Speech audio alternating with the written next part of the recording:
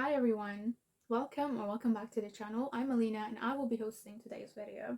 Today we're going to learn how to do a monthly reset. So what is a monthly reset? A monthly reset is the idea of having a routine specific to ending a month and beginning a new one. So why should you reset every single month? Monthly resets are really helpful and should be done, I think, every month because number one, they help you reflect on each month.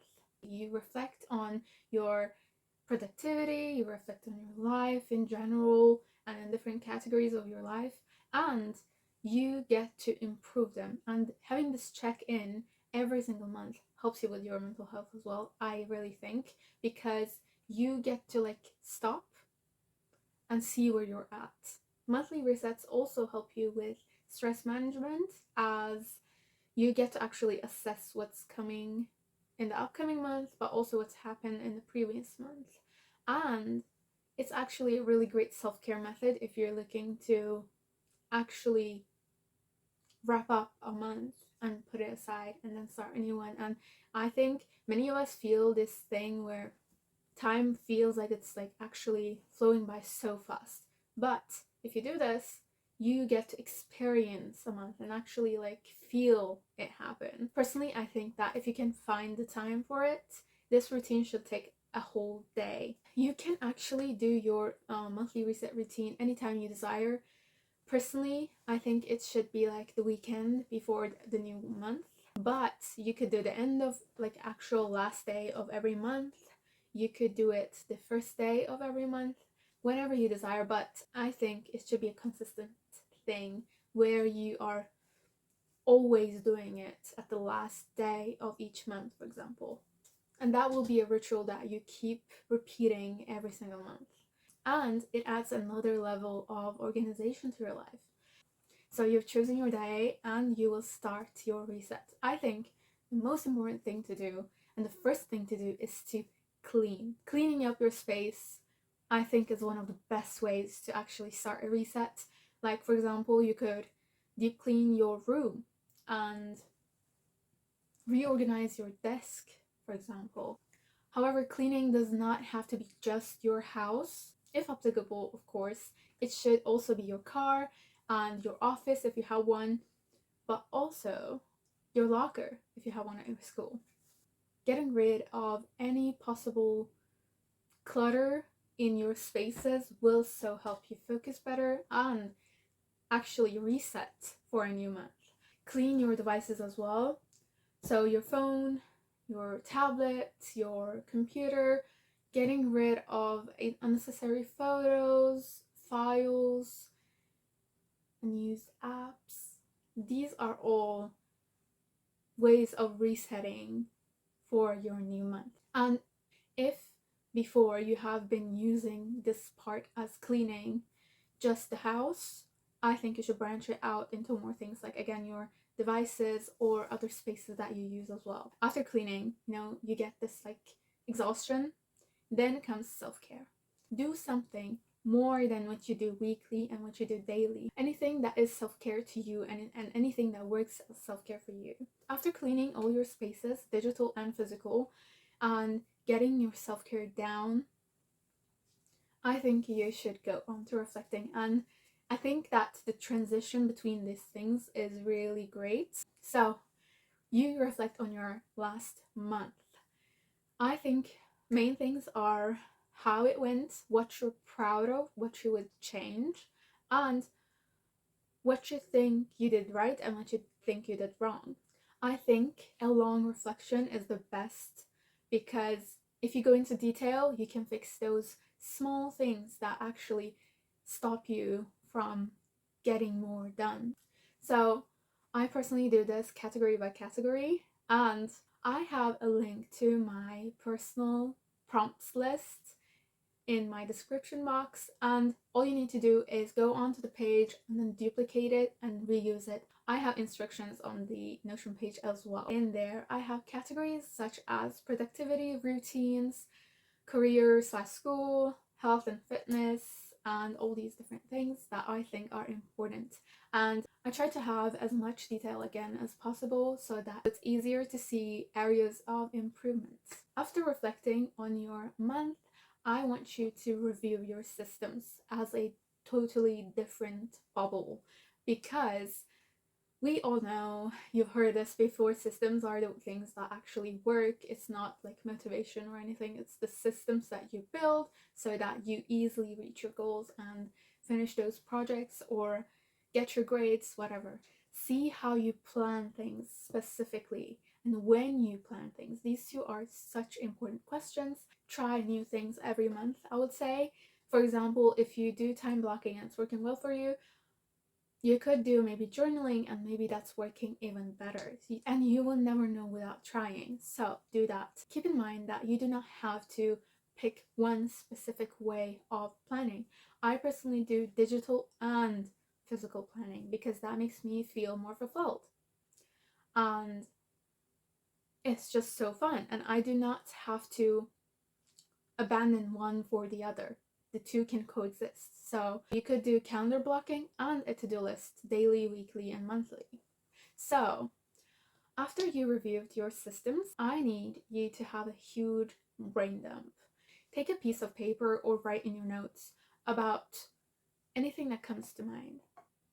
About this, of course. I need you to have a specific section called Highlights of the Month, and this should be outside of your goals and stuff, but mostly things that actually fulfill you and make you feel happy. So, for example, one of my biggest highlights of June was going to see the Barbie movie with my friends and vlogging it, and it's such a highlight that when I go back and read it, or when I go back and think about it, it just makes me so happy. And these should be your highlights of the month.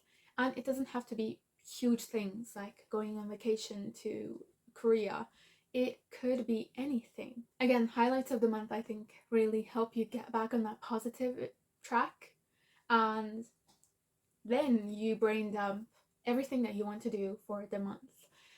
It could be anything and everything. Not everything from that list is probably going to make it as priorities, but you'll have an overview of what you want to do and what you don't want to do, and you can pick and choose according to that. Then you set goals for the month. I think you have to start first with putting all your events and deadlines in your calendar. This could be, again, any type of calendar. It could be handmade on your journal, it could be a board on your wall, it could be on your iPad, it could be your Google Calendar, anything that works for you. Then I need you to make a separate list of your big, huge tasks and goals. So let's say, for example, that you have a huge exam coming up on the 25th of your month, and you put that in your calendar so you know that's going to happen. So you put this as a task and then you break it down. Let's say math exam is the 25th, and you have 5 chapters that you need to study for that one. So you break them down into weeks. And if you are able to do calendar blocking and actually flip through, you should add them into days. But I personally don't love doing that when it comes to monthly planning, because I think days in the week are not always the same. And I think like putting it in your calendar a month before and then not being able to accomplish it does not seem very sustainable. So I personally think that you should do weekly to-do lists, or you could say preliminary planning and make a whole thing. I love having 2 different lists when it comes to monthly and weekly goals. The first one is going to be priorities. For example, studying, exercise, and I don't know, reading. Those are the priorities, right? So you could write them in your calendar in tones of blue, for example, and then you make a whole different list of extras that you would like to do. For example, I love writing, so I could say potential writing session, and I put it as an extra. And if I have something to do by then, I can actually easily remove it because it's just an extra. And it's not as harsh on you as removing an important task from your week. And also, I like putting extras at the end of the week or at the end of the days, because if I have something left over from, let's say, the morning that I need to do, then I can remove that extra task and put the more prioritized one instead. Now that you've set your goals and you know what you're going to do, I think you need to prepare affirmations for the month. It doesn't have to be anything like fancy or anything. It could be something like, I enjoy this, I love doing this, related to your goals. I think to set the mood for the new month, you should definitely make a mood board or a Pinterest board. I love Pinterest. At the same time, I think you should do a playlist for the month. Along with this, I really recommend you, if you haven't done this before, you try making reading and watch lists. They are so cool, and like, just write them. And I think like planning these things also helps a lot. So you could say, okay, this month I'm going to watch this and this and that, and I think you should schedule these in as well. Lastly, for your monthly reset, I want you to have a specific activity that you do every monthly reset.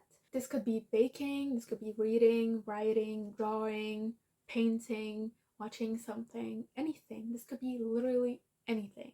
The only requirements are that this activity helps you wind down and rest and prepare to come back even stronger for the new month, but also ritualizing this monthly reset and having this recurring thing that you do every single month. So we are done here. I think if you follow this guide, you will have a very successful end of the month reset. The prompts on my Notion page are very like umbrella, I think. There are many categories in this one, and I think the prompts are really helpful to identify mistakes or shortcomings that you could improve later.